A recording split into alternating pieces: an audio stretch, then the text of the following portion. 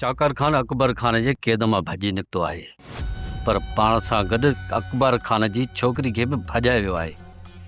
चाकर खान खे एतिरी ज़रूरत ई कोन्हे जो इन छोकिरी खे भॼाए। अकबर खान जो को न को माण्हू हुन सां हूंदो, पर चाकर खान वॾी ग़लती कई आहे। पंहिंजी मौत खे दावत ॾिनी अथई।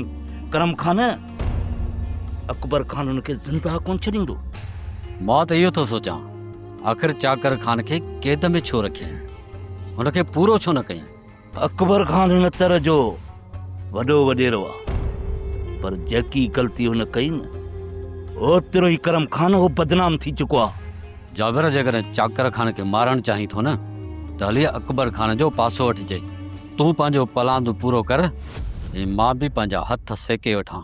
न करम खान, मूं सॼी ज़िंदगी कंहिंजे कुल्हे ते बंदूक रखे न हलाई आहे।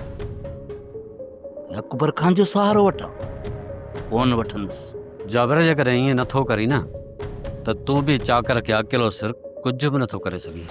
करम खान, तो अञा जाबिर खे सुञातो ई न आहे। मां खपर नांग आहियां। जाबिर, हिन वक़्तु तूं कमज़ोर थी चुको आहीं ऐं तुंहिंजी पूरी ताक़त ख़तम थी चुकी आहे।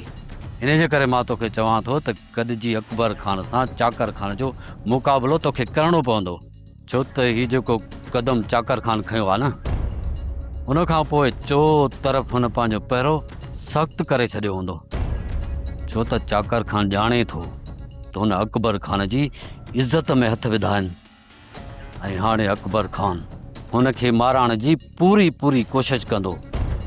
अहिड़ी हालत में छा चाकर खान का बि लापरवाही कंदो?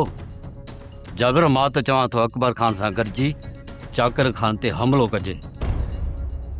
करम खान, किथे न किथे चाकर खान ग़लती कंदो, छो जो तिर जी गुथी 100 चोटियूं खाए, पर पोइ बि चाकर खान खे असां ज़िंदा कोन छॾींदासीं।